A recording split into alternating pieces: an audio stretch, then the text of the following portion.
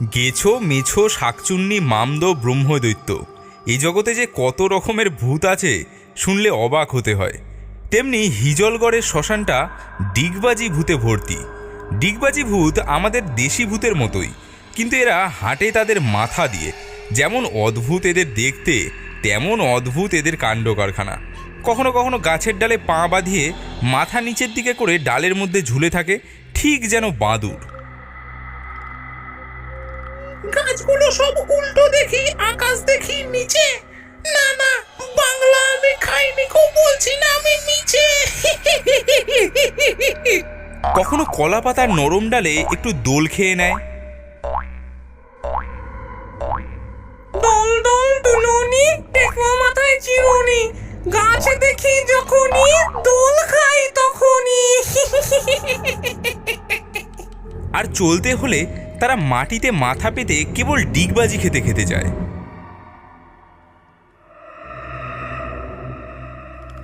একবার একটা লোক এই ডিগবাজি ভূতের পাল্লায় পড়েছিল। আজকে তোমাদেরকে সেই গল্পটাই বলবো। এই হিজলগড় শ্মশানের পাশেই ছিল হিজলগড় গ্রাম। সেই গ্রামে পাঁচু নামের এক সুদখোর মহাজন বাস করত।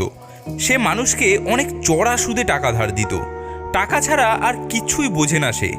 ধার বাকি থাকলে গলায় পা দিয়ে টাকা কিভাবে বার করতে হয় সেসব কলাকৌশল তার ভালোই জানা ছিল। একবার সে জগা নামের একটা লোককে টাকা ধার দিয়েছিল, কিন্তু জগা কিছুতেই সেই টাকা শোধ করছিল না। এজন্য পাঁচু একদিন তার টাকা উসুল করার জন্য জগার বাড়িতে এসে হাজির হলো। এই এই জগা, বেরো বাড়ির থেকে, আমার টাকা ফেরত দে বলছি। কথা কানে যাচ্ছে না? ঘরের মধ্যে লুকিয়ে আছিস বেটা? জবাব দে। আরে পাচুদা, আর দুটো দিন সময় দাও। দুদিন করে করে তুই অনেক সময় কাটিয়েছিস, আর আমাকে দেখলেই তুই যেখানে সেখানে লুকিয়ে পড়িস। আমি জানি না ভেবেছিস? তুই আজই আমার টাকা দিবি। ভালোভাবে বললাম, শুনলি না তো? তোর টাকা দেবই না, তুই কি করবি করে নে। দিবি না? তবে রে শয়তান, তবে এই নে। এ কি হলো? একটা বাড়ি খেয়ে পটল তুললো নাকি? জগা, জগা, জগা, ওঠ। এসে গেলি নাকি রে?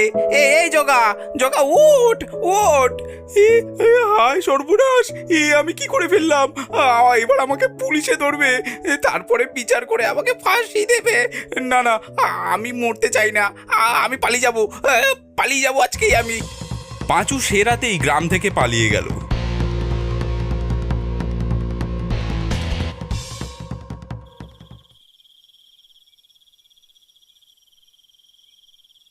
গ্রামের বাইরে তো চলে আসলাম, কিন্তু এখন পালিয়ে যাব কোথায়? আমি যেখানেই যাই না কেন পুলিশ আমাকে ঠিক ধরে ফেলবে। সে অনেক ভেবেচিন্তে ঠিক করলো ওই হিজলগড়ের শ্মশানেই যাই, ওখানে কয়েকদিন লুকিয়ে থাকবো, তারপর মামলা ঠান্ডা হলে আবার বেরিয়ে আসবো।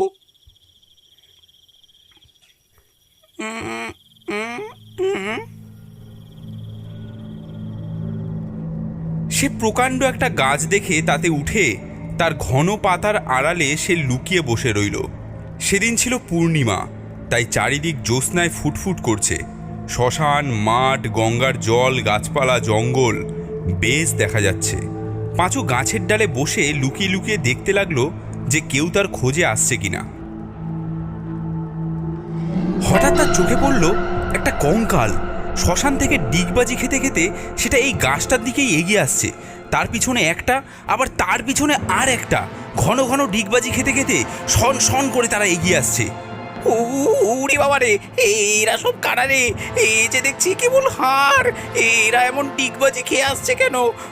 উড়ি বাবা রে,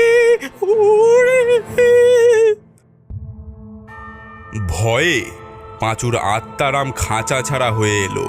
তারপরেই তার কানে এলো ভয়ঙ্কর হাসির শব্দ।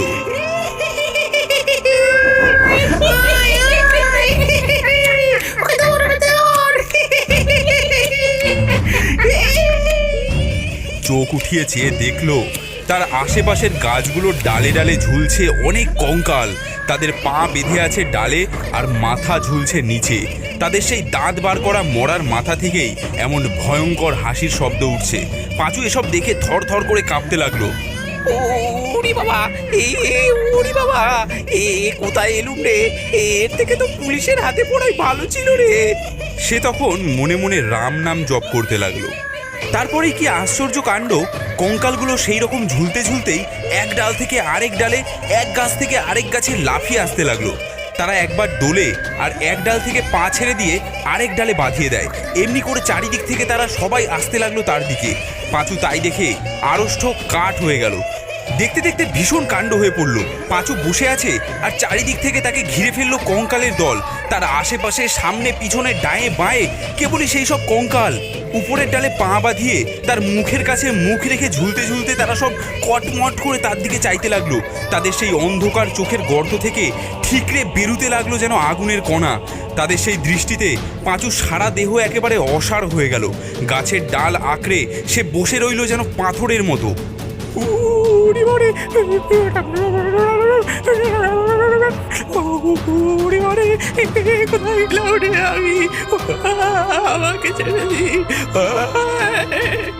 ডিগবাজি ভূতেদের যে সর্দার, তার মাথাটা হাড়ির মতো প্রকাণ্ড আর তার দাঁতগুলো কি বিশ্রী। সে সেই লোকটার চোখের সামনে তার আগুনের ভাটার মতো চোখ রেখে দাঁত খিচিয়ে হেড়ে গলায় বলল, কেন এলি রে? কেন এলি? কেন এলি মরতে এখানে?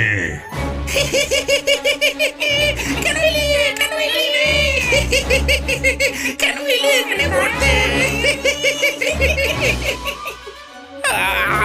আমি এই পথের পাশ দিয়ে যাচ্ছিলাম। যাওয়ার পথে দেখি এইখানের গাছে অনেক আতা ফল ফলে আছে, তাই আতা ফল পাড়তে উঠেছি গাছে। আতা ফল পাড়তে তুই এই রাতের বেলা শ্মশানে এসেছিস? ন্যাকামি করছিস? আমরা কিছু জানি না ভেবেছিস? কাকে খুন করে তুই এখানে পালিয়ে এসেছিস সেই সব খবর আমরা জানি। আপনারা জানেন, দয়া করে আমাকে ছেড়ে দিন, আমাকে কিচ্ছু করবেন না। কিন্তু তোর কর্মের ফল তো তোকে পেতেই হবে। তোকে বেশি কিছু করব না, তোকে শুধু একটা ডিগবাজি খাওয়াবো।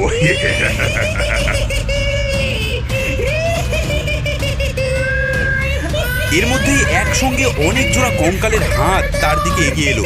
তার গলায়, বুকে, পেটে, পায়ে, হাতে, কোমরে সব জায়গায় লাগলো সেই কনকনে ঠান্ডা হাড়ের হাতের স্পর্শ। তারপর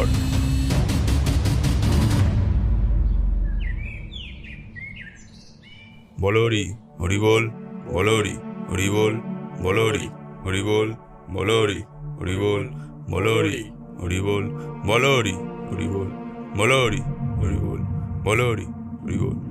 পরদিন সকালে একদল লোক সেই খুন হওয়া লোকটাকে শ্মশানে নিয়ে এলো সৎকার করতে। তারা দেখলো যে সেই খুনিটা শ্মশানের একধারে মরে পড়ে আছে, একদম কিম্ভূত কিমাকার হয়ে। তার মাথাটা কিন্তু রয়েছে নিচের দিকে আর পা দুটো রয়েছে উপরে। ডিগবাজি ভূতেরা তাকে একেবারে ডিগবাজি খাইয়ে ছেড়েছে। বন্ধুরা, ভিডিওটি ভালো লাগলে একটি লাইক অবশ্যই করবেন, কারণ আপনার একটি লাইক আমাদেরকে পরবর্তী ভিডিও বানাতে উৎসাহ দেবে। ধন্যবাদ।